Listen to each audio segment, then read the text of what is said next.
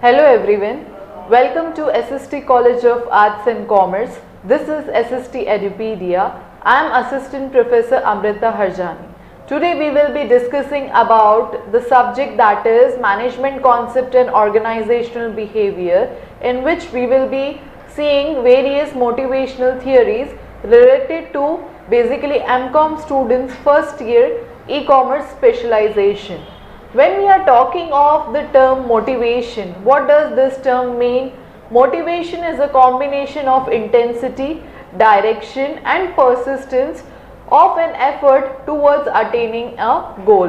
When we are saying intensity means how hard a person is trying with full efforts to achieve its goals. Direction, in which it is getting beneficial towards a pathway shown to achieve that goal. Persistence, a continuous effort, how long a person is trying to achieve that goal.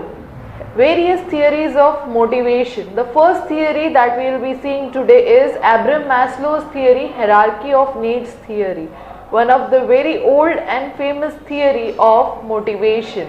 Abraham Maslow gave a pyramid based, hierarchy based diagram in which low level needs and higher level needs were mentioned, in which 5 level of needs were being classified into these 2 levels. The level of needs that were being presented by Maslow were that if lower level needs are being achieved, then and then only the higher level needs will be achieved. Without the basic satisfaction and achievement of lower level, it is next to impossible to achieve the higher level. This was one of the implication of its theory. Various theories in this diagrammatic representation, you can see that bottom level, that is the lower level, it starts with physiological need, then next is safety need, which are considered as lower level. Once physiological needs are nothing but air, I will be saying the basic needs like clothing, shelter, food, whereas safety needs are nothing but considered as in security needs in terms of money. After achieving all these both lower level needs, will be moving towards the higher level needs. Higher level needs will include social needs, esteem need, self-esteem need and self-actualization or self-realization needs. Social needs is nothing but if we are living in one society, man is considered as a social animal. We are also being affiliated with our friends, colleagues, family and other various persons, those who are there in our life. So we need to even have a good social interpersonal relationships with all these people. Once after satisfying the social needs, next is self-esteem need. Self-esteem need is nothing but when you are having a proper responsibility and authority which is to be achieved by you and your self-pride that you have achieved this thing, that means you have achieved a level of hierarchy in your life. Next is self-actualization, which is also known as self-realization, like Sachin Tendulkar in the field of cricket, Lata Mangeshkar in the field of singer. All these people are the example of self-actualization in which you have achieved something in your life, higher in your life, that is considered to be as the topmost need of any individual in their life. So this was all about the Maslow's hierarchy need. Next theory is all about Douglas MacGregor need. MacGregor classified the needs into 2 levels, that is theory X and theory Y. Various employees were classified into both these theories. When we are saying of theory X means employees here are disliking about their work, they are less ambitious as compared to the people those who are working very high.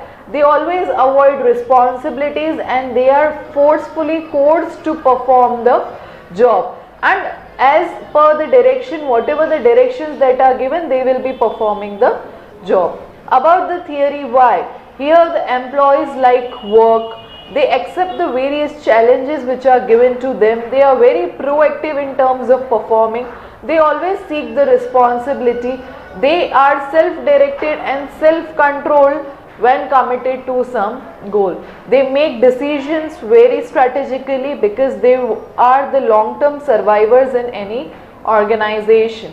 Next theory, which was given by Frederick Herzberg theory, that is two-factor theory. This theory is also very renowned theory and still is being prevailing in many organizations practically.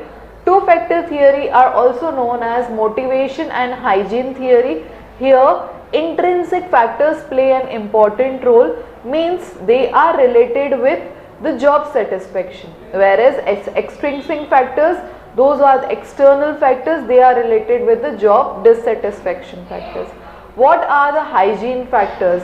When we are talking of various company policies, about the administration part, about the salary, supervision, when all these work are being given not at all properly, people will not be that much dissatisfied.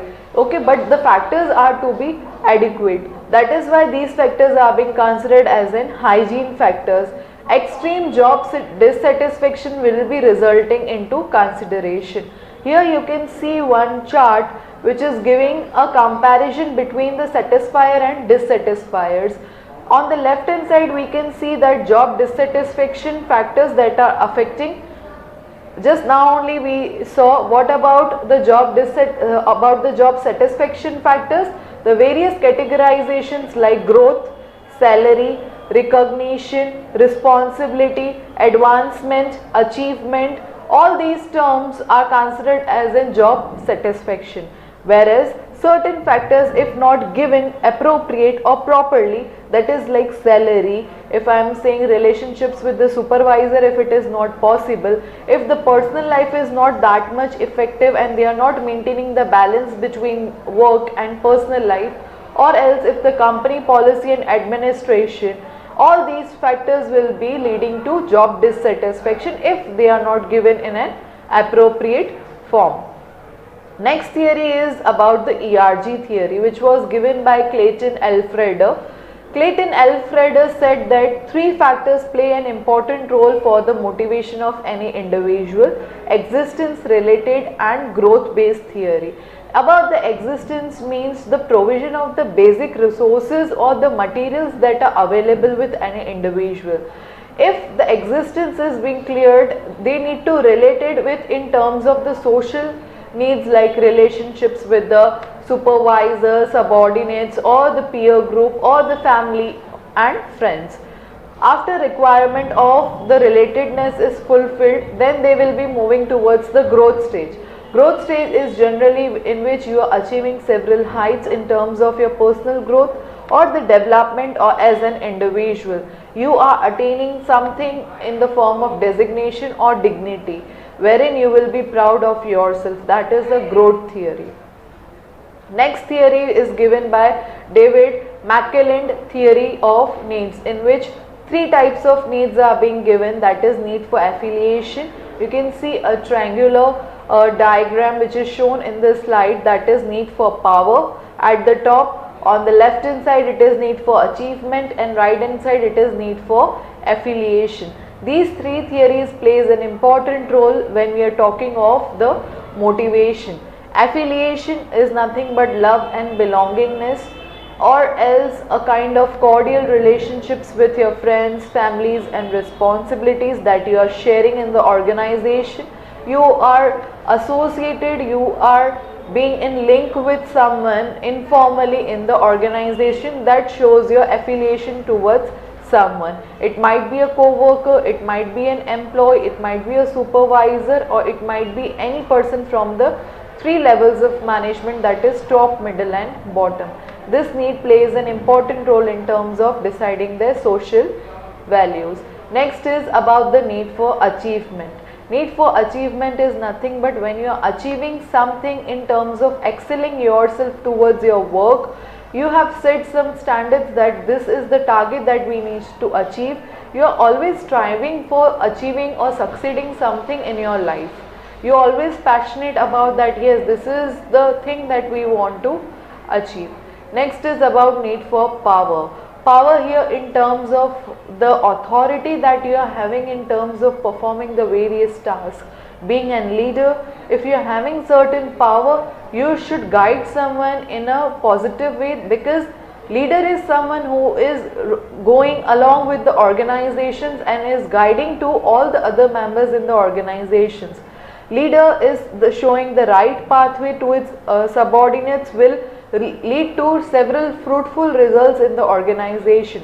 But similarly, if in the organization, if leader is not proper or very autocratic in nature, and if it's not sincere towards its activities, it will lead to the objectives of the organization not at all fulfilled properly. So several conflicts will arise. So need for power is very needed in the right way, because leader will let others to know their path, their directions, how to proceed in the organization. Next is all about goal setting theory by Edwin Locke.